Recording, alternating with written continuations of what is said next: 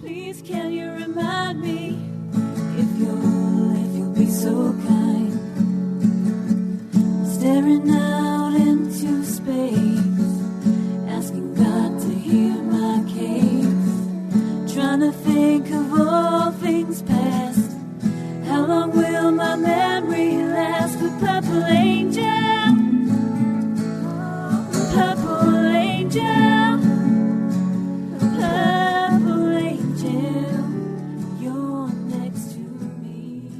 Well, hi, everyone, and welcome to Alzheimer Speaks Radio. I am so excited for our conversation today. For those of you who don't know me, I'm Lori La Bey, the founder of Alzheimer Speaks. My mother had dementia for 30 years.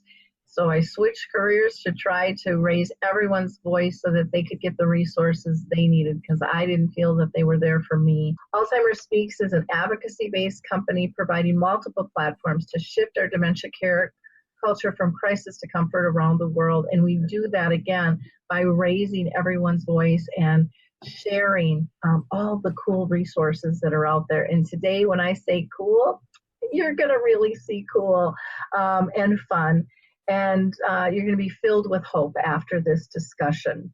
We also, as a company, help companies expand their brand footprint by leveraging our content. Not only do we have the radio show, but we do these video interviews. We do something called Dementia Chats, where I interview the experts who truly are the experts. They're living and breathing and walking with dementia every single day.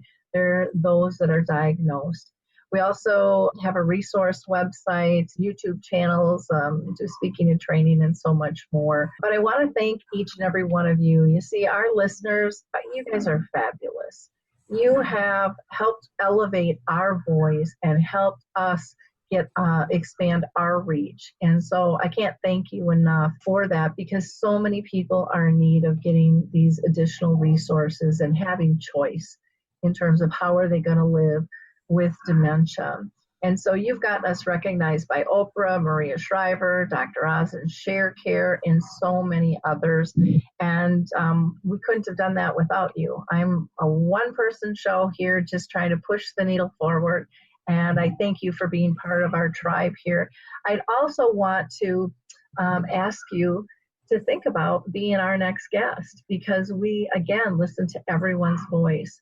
Those who are diagnosed with dementia, those who are walking alongside it, supporting people with dementia, researchers, communities, authors, movie directors, singers, songwriters, advocates, you name it, we want to hear from you.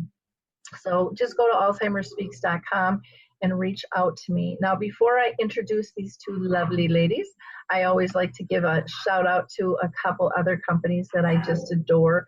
And the first one I want to mention is the Roberto app. The Roberto app is really a cool concept. You can download it. You can actually get a extended free trial if you go to alzheimerspeaks.com and just push on their banner ad. It's a video interaction that you do that measures your brain function, and you can do it as often as you want. They're bringing it into schools and doing challenges. They're bringing it into businesses to help for team building. But, it can really help us recognize a lot of times we might be worried that we've got signs of dementia, but a lot of those things that are happening with us are controllable. Maybe we're not drinking enough fluids. Maybe we're not getting enough sleep. Maybe we're just way too stressed. And this will help you identify some of those things. And if you are really in a decline, then this is a perfect tool to also bring into your doctor and show them what is happening, because it measures different portions of your brain. So check out the Roberto app. It's very, very cool. I also like to give a shout out to the Alzheimer's Research and Prevention Foundation. They take a holistic approach. So if you're looking for diet, exercise, and meditation, head there. If you're looking for information on women's Alzheimer's research, check out Maria Shriver's Women's Alzheimer's Movement and Move for the Mind. She just did her Move for the Minds this June and has fabulous panel guests on. She did it in 4 different locations, so it took place in many locations within the U.S. and the UK. But you can go to the Women's Alzheimer's Movement.org to learn more about that. So, with no further ado, I have to introduce our friends here. I have been lucky enough to meet these two ladies when they came to Minnesota, and they are coming back to Minnesota in August, and it's like, woohoo! I can't wait to see them. And I'm going to attend one of their training classes. We have Cathy Braxton, who is the Chief Education Officer of Silver Dawn Training Institute, and Tami Neumann, who is the Chief Operations Officer. And they co-created Dementia Raw, which is a really cool method on how to live graciously with dementia and have fun and just have a new understanding for it.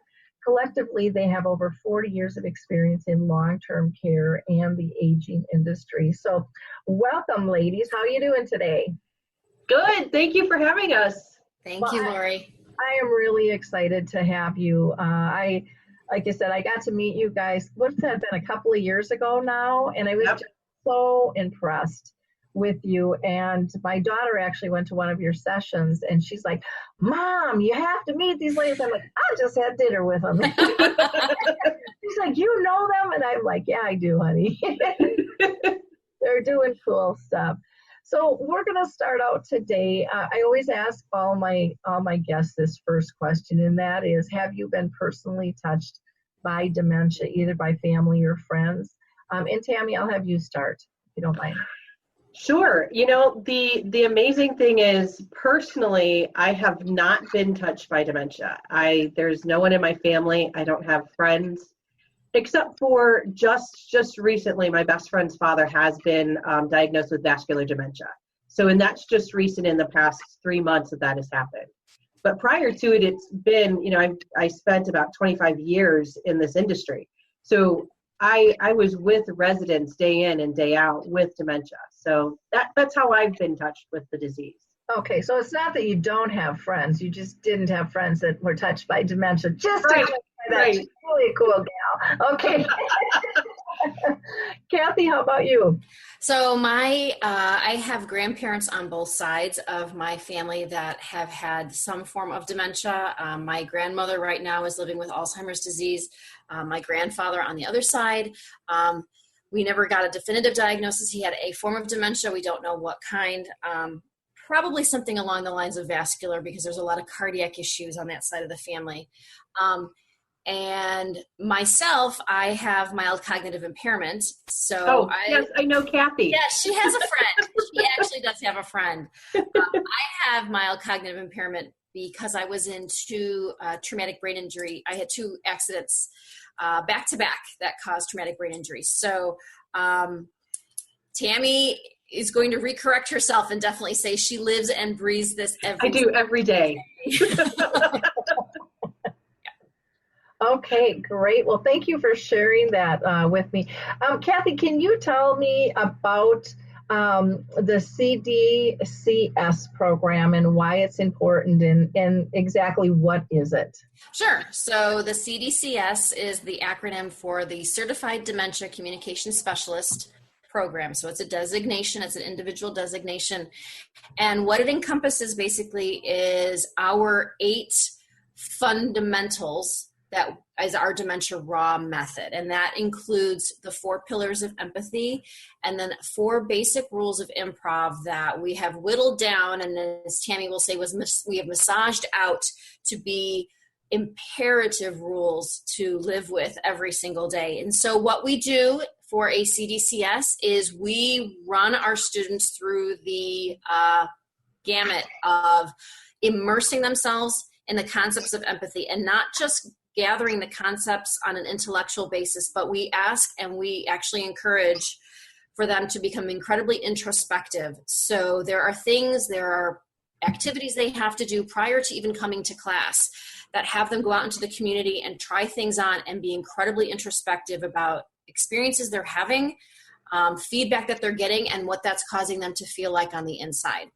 Then we take those concepts and we transfer those empathy pieces into improv, and these 4 rules of improv that we don't ask you to become a comedian. We don't think that you need to stand up and be someone that can do a Second City skit, what we say is these 4 rules of improv are beautiful, simplistic mantras that you can put into communication every single day. And they become heightened because you've taken the steps of the empathy pieces and stepped into stuff yourself. So it's a very introspective approach. We call it introspective improv. And what you walk away from after you have the CDCS is you have that designation and you are essentially a yes person.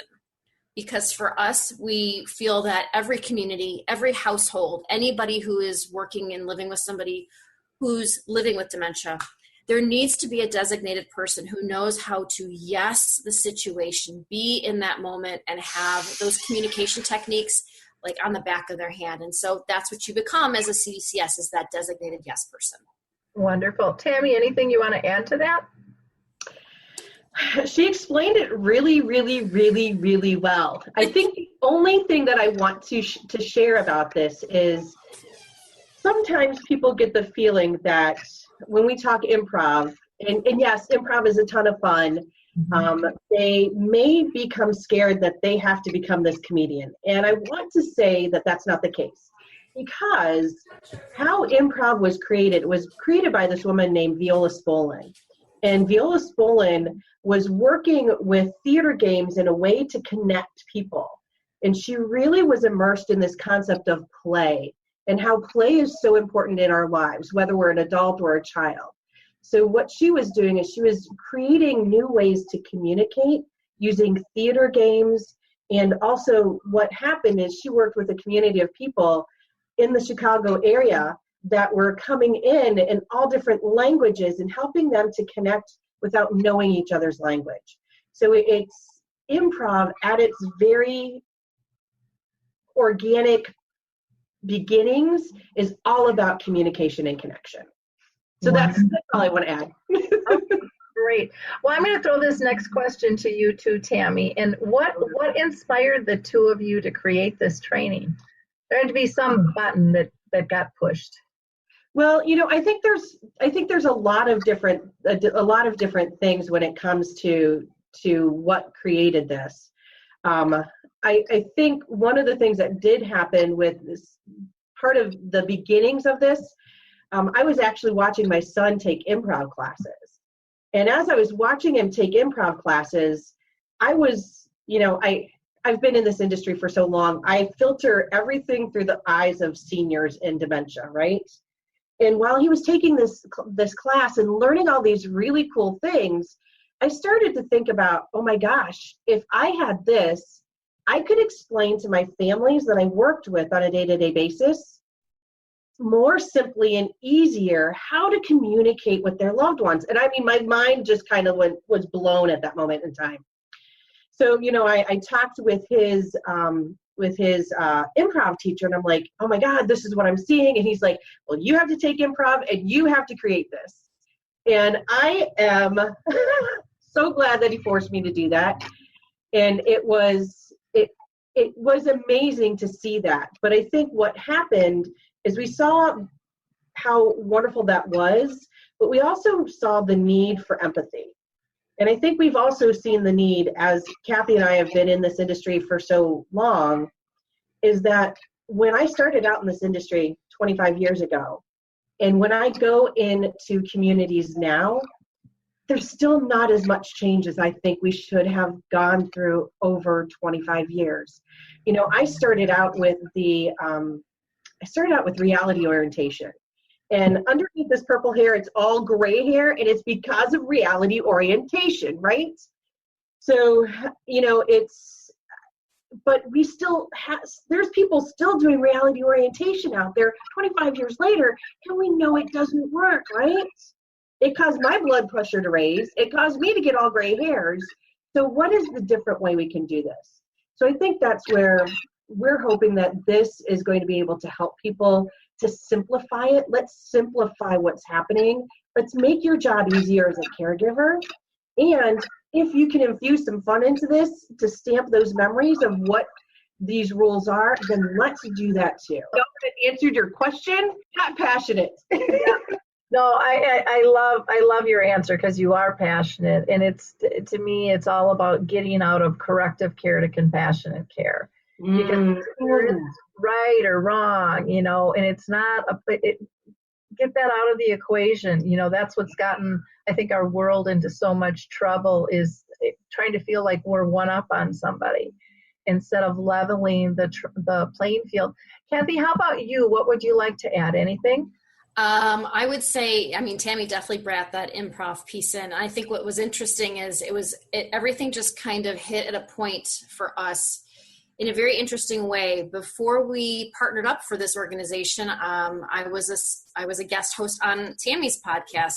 And one of the things we talked about that I was very passionate about was how can we start to engage kids into the caregiving process. And so I had put some things together, and I was trying to create a consulting program where I could educate children. And it was interesting because at the moment that we were talking on her podcast about how education needs to be simplified, communication techniques to be profound but simple, and specifically inclusive with children, it was amazing how then Tami's like, you know what, improv is the piece that we've got, and this is the generation, and this is the group of people that really are underserved. And so it was an amazing click for us to realize that improv and empathy make communication accessible regardless of age. And then from that point on, we just grew and massaged this out into becoming something that is easy and attainable regardless of age or education. You shouldn't feel like you have to have a master's or have read 150 books on dementia care to be able to be successful in communication. Right. And the way things are changing now, and the prices that things cost out in the world, we are going to have more and more older adults living with their families, or we're going to be the caregivers and care partners walking into mom and dad's house, helping as much as possible. We cannot keep the kids out of that. And so for us, that's true continuity of care when you have an entire family that can speak on the same language. Well, and I love that idea because, when my mom had this, and, this is over 35 years ago now, almost probably 40 because she's been gone 4 and had it 30. And when we started seeing the signs, and it was kind of that, well, this is kind of the family secret. We're not going to tell anybody else. And so it was really me and my dad, and my brothers really didn't even know that much. Even though we were older, we were all out of school, just barely.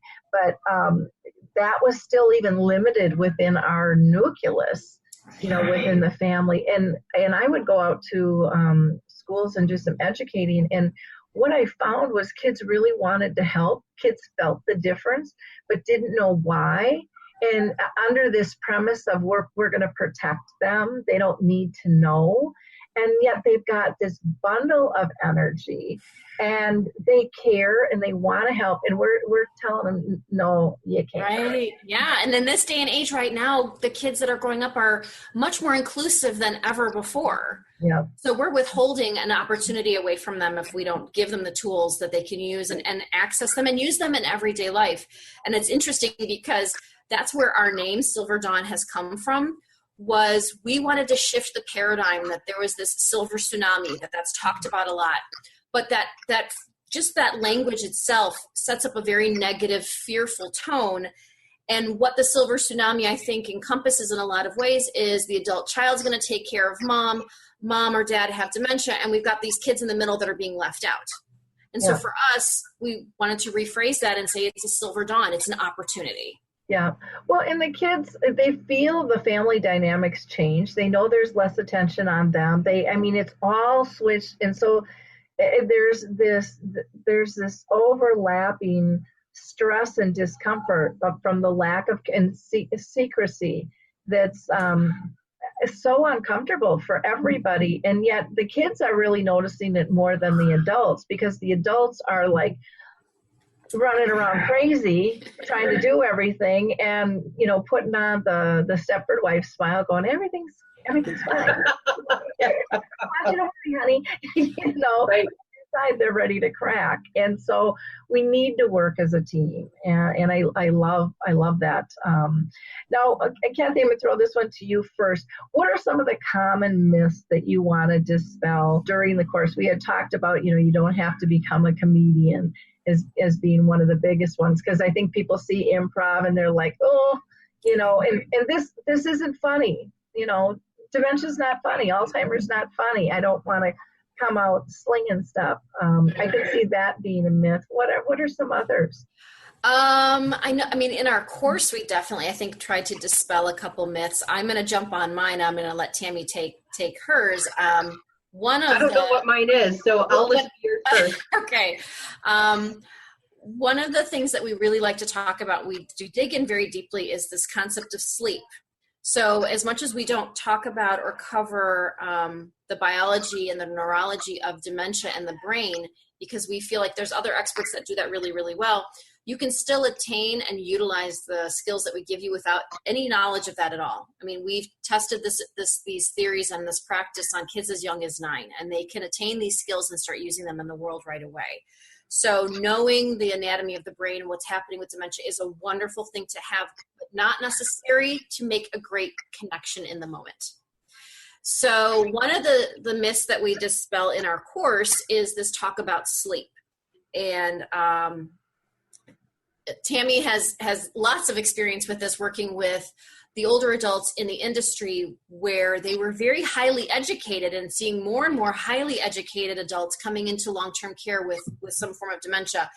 And with the research that we've done, we found that, sleep is starting to become one of the number one risk factors for a dementia, specifically also. The lack of sleep. Yeah. Lack of sleep. Thank you. And also what we've done is we've uncovered that, when we don't flush out our systems at night with full sleep, and an older adult absolutely does not get the same type and quality and quantity of rest that we get, they are not able to flush their system out the way we can. That builds up over the waking hours. And so what we have found is a huge correlation between the lack of sleep and productive, good sleep through all of the stages, and the behaviors that people like to term in regards to sundowning. And so for us, we really, when we sit into our CDCS class and really go through this and have open dialogue with the students, we talk about what is their experience with sleep. What are they seeing in their communities? What are they seeing with their loved ones? And it really opens up their eyes to realize that there may be a very simple solution to what we see as sundowning, and that is because it's related to sleep deprivation. Now can we start to make changes into someone's daily lifestyle and start to eliminate some of the actions that someone takes that shows that they're aggressive or anxious at that time of day? So we try to dispel the myth of sundowning by talking about it becoming and possibly being sleep deprivation. Okay, great.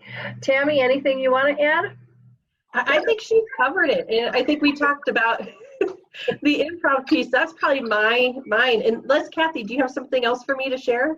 Well, what is the term that we use regarding when we don't use the words behaviors? Oh, okay.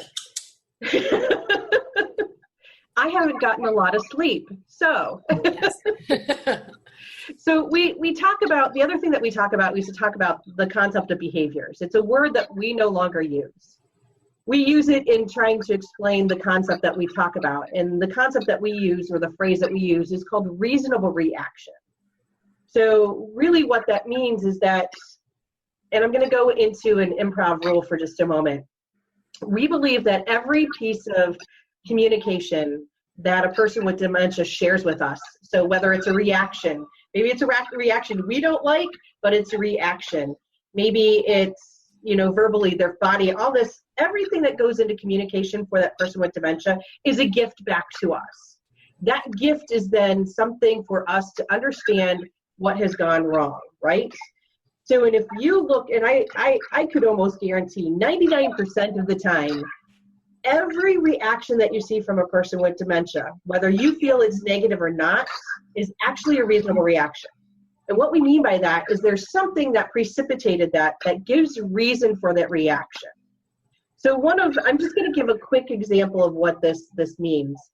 I worked with a resident in a memory care community, and she was someone that she walked. So prior to her coming into the community, she walked like 5 miles a day. In the community, it was secured. We had a great little like area that was a square box, and she would walk this all day long. So staff said, hey, Tami, we're having a tough time getting her to come to lunch, to her meals. So what I observed was they'd go and just grab her out of that walk. Okay, let's think about this. If I'm on the streets of Chicago, some strange person comes and grabs me on the streets of Chicago, what am I going to do? I am going to beat them with my purse, right? That's a reasonable reaction. Someone I don't know grabbing me in a strange place, I'm going to reasonably react by bashing them over the head with my purse, right? That's a reasonable reaction. So her reaction was in response to her not knowing who that person was, taking her out of an activity that she was highly engaged in, and her reaction was to say, no, get away. Now, when I got into the situation, I would go and I'd start walking with her. I'd join her on her walk. We'd have a conversation. We'd pass by the kitchen. I'd be hungry. I'd smell this. Oh, me, I'm so hungry. I'd get that going. And this process took me maybe 5 minutes to do. And then by that time that I got her slowed down, because I would just slow the pace ever so gently as we're walking. And then I would say, hey, do you want to go eat? And she said, yes. So I had to meet her there, and we talk about that with our rule of yes and. But I think we need to stop using the word behaviors. Once again, this concept of words having negative connotations, and it makes us now think that they're the bad guy, if that makes sense. And if we look at everything as a reasonable reaction, that makes us to become introspective of ourselves. What have I done? What have I said? Is the environment causing something? So we look at everything that is given to us from the person with dementia as a reasonable reaction. See, I love that. I use the word triggers, reaction, and signals, to get people to put kind of their investigative hat, that they're trying to tell us something, they're communicating something, and it might not make sense to us. I also use the equation, because I think we all use the same equation, and so often people think the people with dementia are different. But I think we all use the same equation for reaction, and that's our current attitude plus our past experiences creates our perceptions, and our perceptions then trigger our reactions. And so if we can step back and go, okay, what might this mean? How can we change this? Because a lot of that stuff, like you said, you can alleviate, or you can integrate it differently. Yes. So that it's comfortable. You can change, like you said, change the pace and get somebody situated. I was at a nursing home one time, and there was a little, she was just adorable. She was this little Asian lady, and the staff was really struggling with her because she, every mealtime, she would go around and take all the silverware off the tables and all the napkins. And they would get so mad because they just set everything up. And so she got really, really upset because her and the staff were kind of getting into this friction. So she would get up and she wouldn't eat. And every meal, this was a problem. They would get in this fight, kind of almost a fisticuffs, not physically, but I mean, it was just like, was so uncomfortable to watch. So I got up and I walked down and I followed this little lady, and she didn't speak a word of English. And I just walked with her, and then, we were just smiling, and I ended up holding her hand, and we were just kind of walking. And it came to me that maybe she's really trying to do something with this silverware, trying to help, because she's just this sweet soul, And she could get a few words of English out, but not much. And so I came back and had her sit down, and they're like, how did you do that? And I'm like, well, I wasn't angry with her, so she wants to be here. It was just, but we forget that they're reading all of our nonverbals and stuff. And I said, why don't you ask the family? And I said, this might seem very cliche and stuff, but why don't you just check if by chance they owned a restaurant? And she did. and she used to roll the silverware. And all she wanted to do was help. That would have been my first guess, that she worked in a restaurant when you told that story. Yeah. And yet, again, if people don't look deeper, if they don't think that there's a rational, reasonable reason, it's easy to categorize it and call for a pill. And would we want to be treated like that? Don't we want to be understood? And it can be so simple and so uplifting when you figure those things out, too. I mean, it makes everybody feel good. I know. And then that becomes contagious. And so I just love the work that you guys are doing. Cathy, I want to throw this one to you.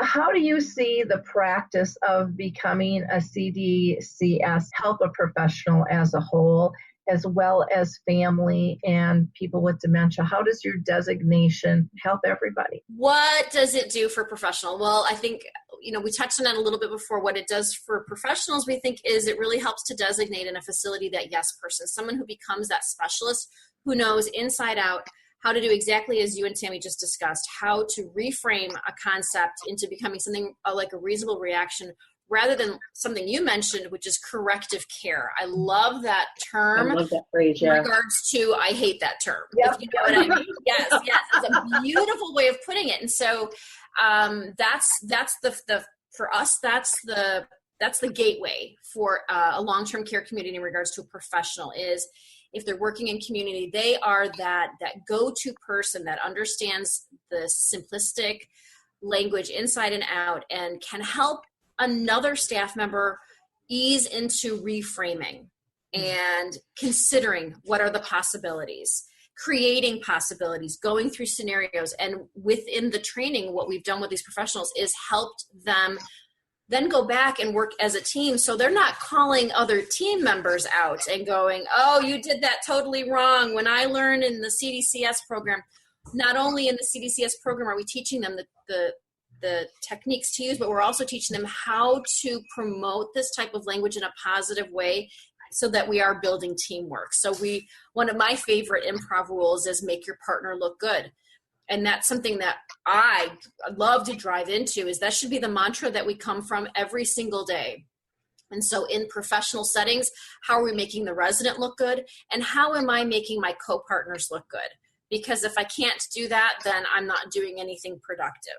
I love that, because then you're really not part of a team. Not at all. Not at all. In regards to personal, we talk about the Dementia Raw Method and Silver Dawn Training Institute and the CDCS program really as a lifestyle.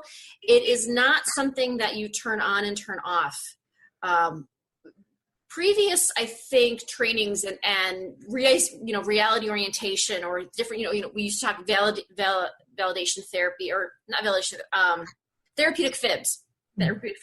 Those were things where, when I was in the industry 20 years ago, we would tell a family member, turn this part on when you walk in and work with mom, but then when you go back out in the world, you can remain and do your own thing. For us, the practice of improv and empathy and mashing all of these together becomes a lifestyle. And what that does is two things. It allows you the opportunity to practice it everywhere you go with everybody. And that means that you're strengthening your muscles with this practice constantly. Then when you enter into a situation and you're working with somebody who's living with dementia, it's just a natural way of being. And it's not something that you have to stop and think, okay, how do I handle this? Oh, I have to use reality orientation. Oh, I have to give a therapeutic fib. The fact that you've used and lived in the mantra, make your partner look good, the mantra, yes, and you've used that with your kids. You used it with your spouse. Now, when you go to visit mom, it's just a natural way of being. So for us, in regards to personal, it becomes a lifestyle. That's what we encourage. And then I think between Tami and I, we use it with each other all the time. Everything that we teach, we live and do with each other all the time. I'll ask her, can you make me look good today? I need you to make my partner look good. Or she'll say to me, you did not yes and me in that situation. So it's a simplistic language. Yeah, we call each other out often. Yes. But instead of getting into an argument where we're trying to, we have this very simplified language, and I know exactly what she means. Right. She says I didn't yes and her. I know exactly what I might have done wrong, and I know how to correct that, and I don't take offense to it. That's wonderful. And I think families and organizations need this sense of team with, because it is this corrective care, or I have the right way, or there's these perceptions out there. And I've always said, because I have the same belief of you, that dementia doesn't have to be complicated. It can be really simple, and what's good for dementia is good for all of the world and all of life. And, if we look at it like that, then it is attainable. It is doable. And I love how you guys call one another out, and it's not a go sit in the corner, it's not a mean thing. It's just, hey, this is what I needed from you, and this is how we usually do it. And not being afraid to say that. Yeah. What's interesting about some of the terminology that we've used, and a lot of this comes from the improv world, they're neutral terms. So it's not a shaming term. So if I'm working with a coworker on the floor, and I can use, if I say, I just need to tap out, they get what I'm saying. They can go in. There's no shame. There's no judgment. It just neutralizes things. So I think we're able to talk in the shorthand.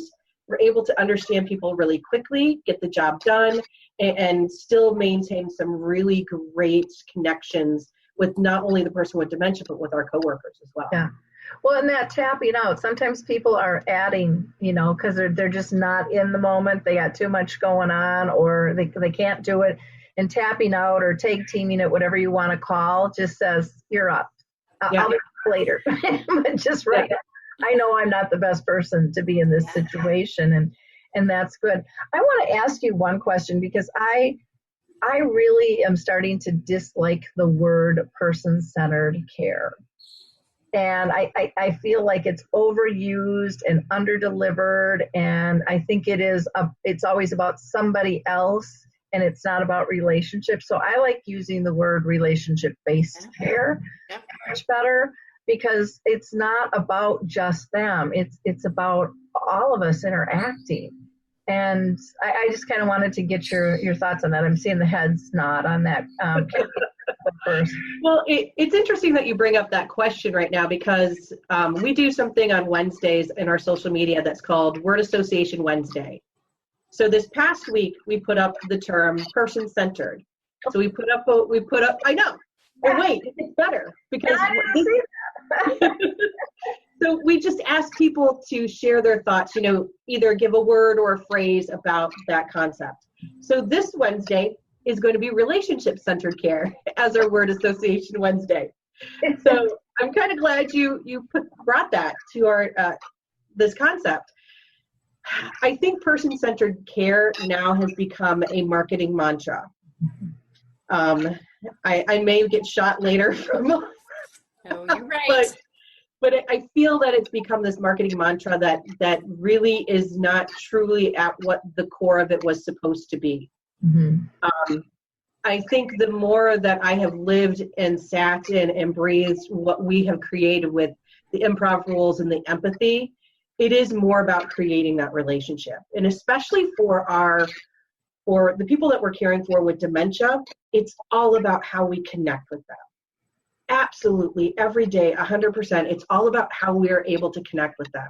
Because once we're able to connect with them, we're able to communicate with them, we're able to help them with bathing and activities of daily living. We're able to create something so positive for them to live and breathe in, right? Person-centered care definitely is something that, if used correctly and intentionally, has some benefits. And I think person-centered care actually came from, I know what the word is, it's not coming to me, but where it was originally used and how it's kind of bridged over into this community has not worked out as well as I think it should have.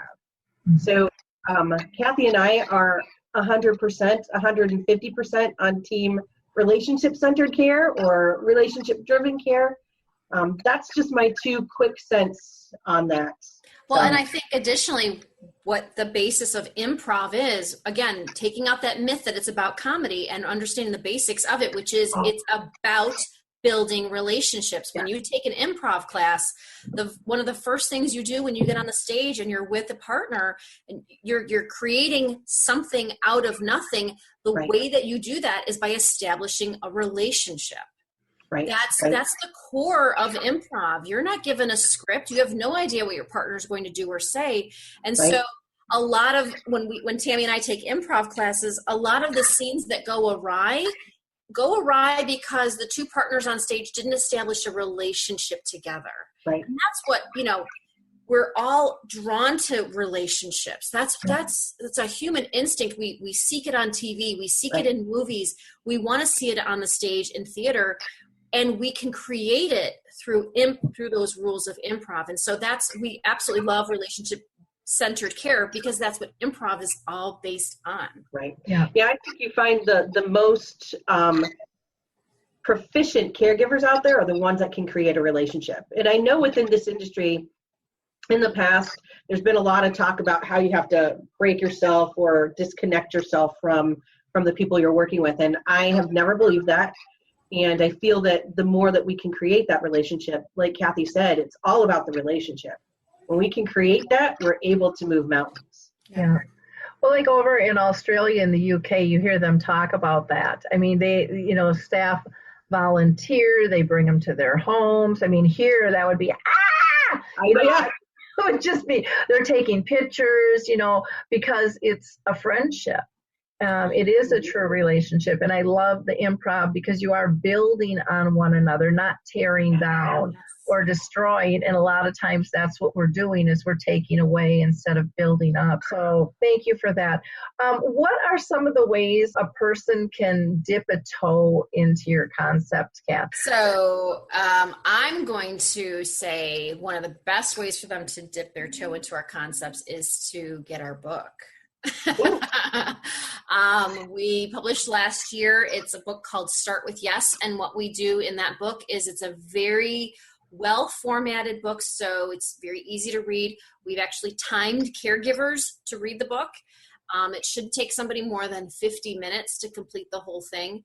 And what we've done with Start With Yes is we've tapped into two of the main rules of improv, two of them out of our four that we felt were the really good, solid ones that we needed to start with. So in Start With Yes, we talk about relinquishing your agendas, and then we talk about the rule of yes and. And we felt that those two rules can give someone who has no education or experience with this, can definitely give them a good foothold as to how to start into this Dementia Raw process and start to create really meaningful communication with someone just with those two rules alone. So that's my push as the book. Now, I know Tami is the social media guru, so she probably has her own ways of doing that. I do. And we actually have a free webinar series that starts on July 10th, where they can start. It's going to be a series of 4 webinars where we're going to talk through all of our concepts and share that with everyone. So it's absolutely free, and we're experimenting with days. So it's going to be, there's a Tuesday, a Wednesday, a Thursday in there. So we're all the information is on our website to be able to get to those webinars. I would say the other thing that's something that someone can dip their toe in, that are two other free things that we do, is also on our website. Tami, you can comment on this. Is one of them is the dementia perception challenges that we put out there. This is something that anybody can download for free, access right away, and start to step into what we truly call introspective care. So this is you truly stepping out of your comfort zone and trying some things on, and then getting some real-time feedback and realizing what the impact, the environment, and us, what we have on someone who's trying to maintain and live with dementia. And then the other thing we have on our website is a free download called My Soul Purpose, which again is something that anybody can access. And what we really like about that is just like you mentioned, Lori, it's really important to know people. If the person you're caring for worked at a restaurant and know that's an activity that brought her a lot of purpose, we need to know that kind of stuff. We need to excavate that, because it will only help us provide that purpose in care later on, rather than, like you said, starting into this, tit for tat argument about someone picking up silverware. It will minimize, I think, those kinds of frustrations for staff because we're excavating and getting more information.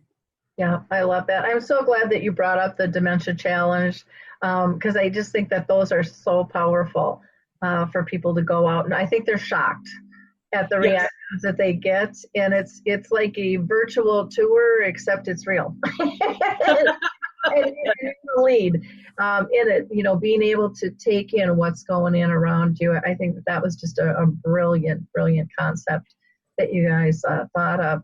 Anything else that you wanted to add on that note, Tami? No, as always, Cathy thought of it all. Well, darling, you're the social media guru. Talk about our Facebook Lives. Oh, yes. I mean, our Facebook Live. Oh, my gosh. I need to go and take a nap. This is late night lesson. Yeah, we do a Facebook Live every Tuesday. During the summer, it's in the mornings at 10. It's a range of things, us talking about our concepts. Sometimes we bring guests on.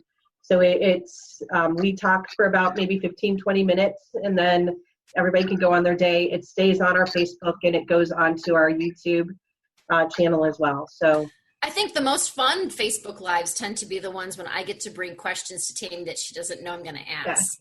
Yeah, she does it all the time. Love that. Well, good.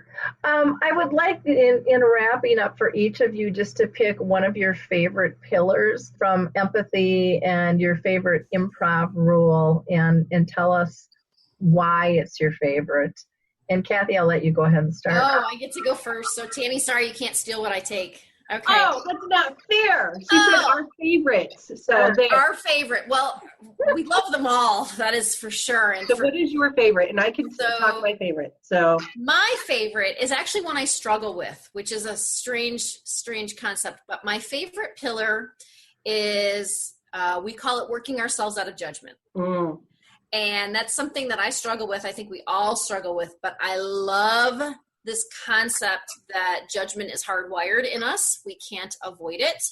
And to acknowledge that alleviates a lot of stress because we're pretty hard on ourselves daily when we say, stay out of judgment, stay out of judgment. You're like, but I can't help myself. In our class, we talk about the evolution and why judgment is something that's hardwired in our brains, why we go there instinctually, and then how you can work your way out of it. And people see so many people have these aha moments in class when we talk about how you do that. So we put actionable steps into the pillars. And I love the actionable step we have with working your way out of judgment. And for us, that means you create a compassionate story in place of the judgmental one you have rolling around in your head. So we have quite a few stories that we use to illustrate the point, and people really start having some light bulbs go off over their heads when we talk about that. And interestingly, yes, I struggle with staying out of judgment, and my daughter is my number one person to call me out on the carpet when I have not created a passionate story. She is the first one to do that. She is very good at it. She's our youngest CDCS, and she is so good at creating a compassionate story. So that practice alone, I love.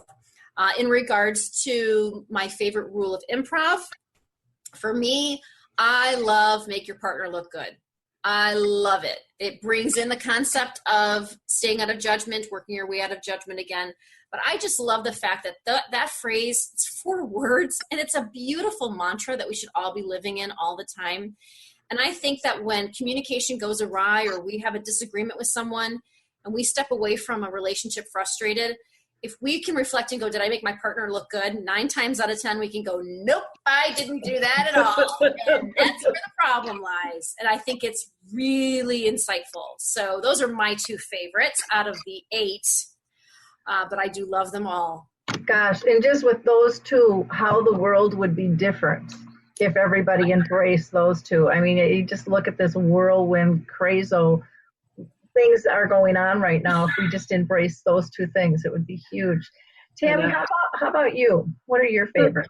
So surprisingly, Cathy did not take my 2. Okay. So I'm impressed with that. That's why we work so well together. I would have to say we're very yin and yang, yet very much the same. It's kind of strange. But I would have to say, when it comes to the pillars of empathy, my favorite one is absolutely perspective taking. That's the very first one. That's, I love our dementia challenges because it challenges you to take on a new perspective. And I think I have always felt that once we can kind of change someone's perspective, then we can dump all this education into them because they're nice and open. It's like this little flower that's opened up. We can dump the education in and they blossom even further. I don't know if that was a great analogy. That was good. That was good. As I thought about it, I'm like, I don't know. But, and then I would have to say, always, always, always, my number one improv rule, if there was only one thing that I could share with anybody, anywhere, that will make a difference right away, it's the rule of yes and. It's two simple words, yes, comma, and, ... Yes means to be in agreement, and means to add something to it.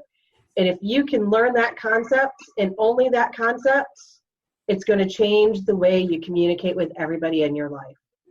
And that's it. Those are my two favorites. Wow. Well, this has just been really a fun conversation, which I knew it would be. And I can't wait until you come to White Bear and do a class there. I'm really, really looking forward to that. We're looking forward to seeing what Minnesota looks like in the middle of the summer. We've only been Yeah. Well, very, very cold. Yeah, hopefully we don't go to the other extreme, because right now we've been like 100, 105 and humid. And we've been that way too, so. Yeah. So hopefully we'll get some nice weather when you're here.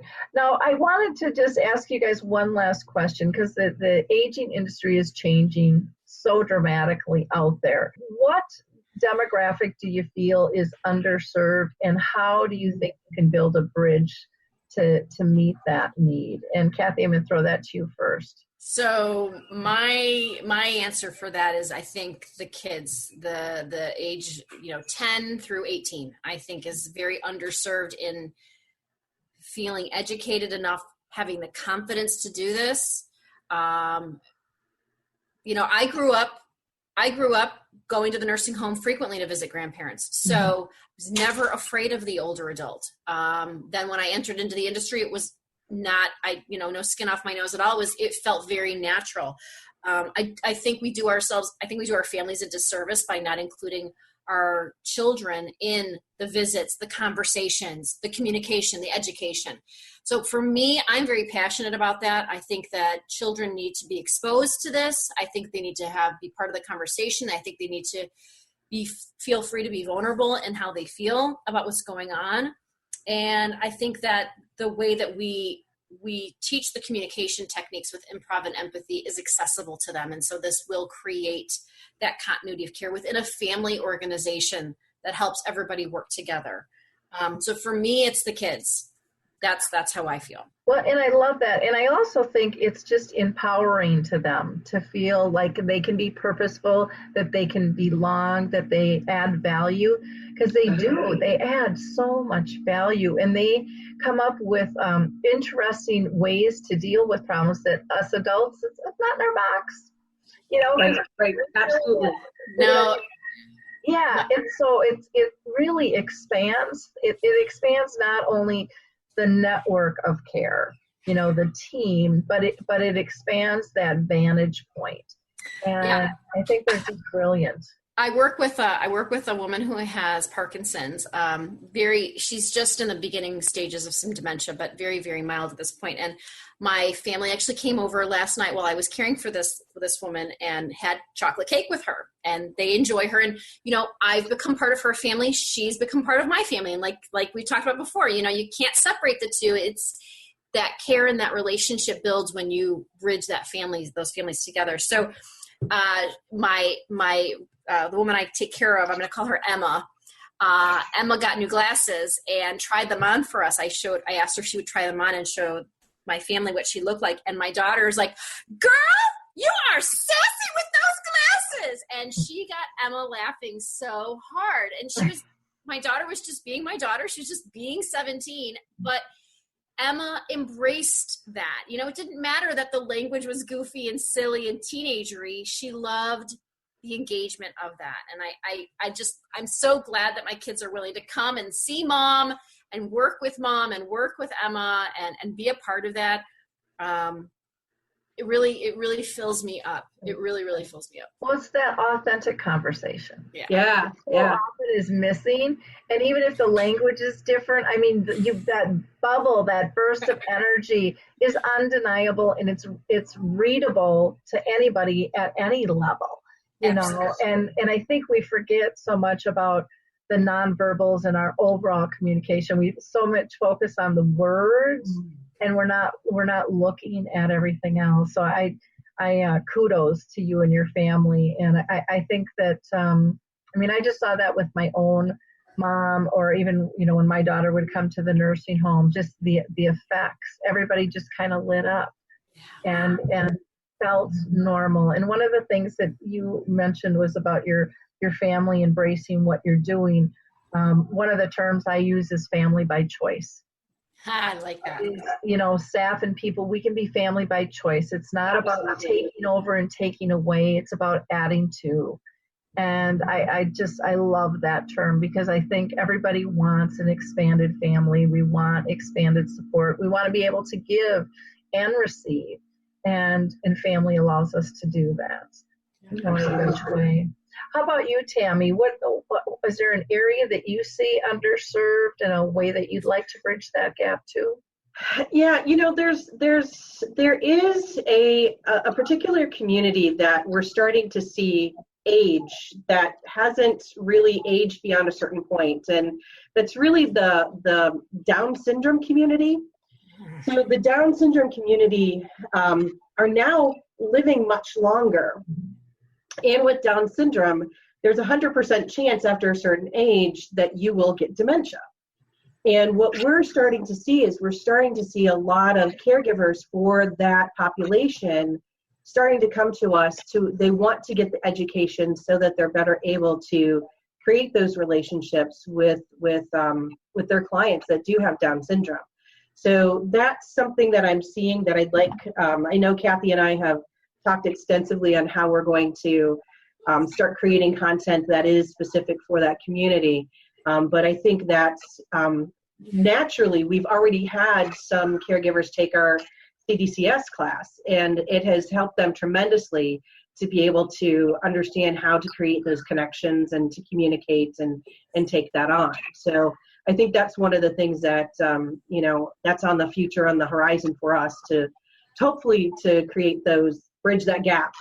Oh, I love that. I worked in that field for 9 years before I got into real estate in 25 and then into this, and near and dear to my heart. And there are so many people that need help in that area. And I hear people talk about it all the time, and there's not a lot of resources. It's not something that is talked about, but heavily needed out there. Yes. So now for people to get a hold of you, the easiest way is just to go to your website, dementiaraw.com. That's the easiest way, yeah. Okay, and then you have Facebook. They can just put in Dementia Raw as well. And then Instagram, you're listed as Dementia Raw. You got it. Is it okay to give out your phone number too then? Absolutely. Okay, 219-649-1732. That's 219-649-1732. And Tami and Cathy, I can't thank you enough. This has just been a real enjoyable time to spend with you, and I can't wait to push out to the world what you're doing, because I think I love your approach. I love your uniqueness, the way that you're coming after this and really adding value and having fun, and teaching people that this isn't a doom and gloom. This is just part of another stage of life, and we all better get used to it. Absolutely. Yeah, Thank you so much. We can't wait to be there in Minnesota. So we'll be there in August. So we can't wait to see you there. Wonderful. Well, we will list that on the site as well when we go and push this out. So again, thank you so much. You guys have a great week. Okay? Thank you so much. It's time to rethink, renew, and reimagine retirement. Hey everybody, Jared Sebesta here, host of Retire Repurposed. Now, this podcast is about the non-financial parts of retirement, which many times can be even more challenging than the financial. We believe retirement is not the end, rather the beginning of what could be the most impactful, purposeful, and fulfilling season of a person's life. So don't retire, become repurposed. To listen now, search Retire Repurposed on your favorite podcast platform, Senior Resource, or Life Audio.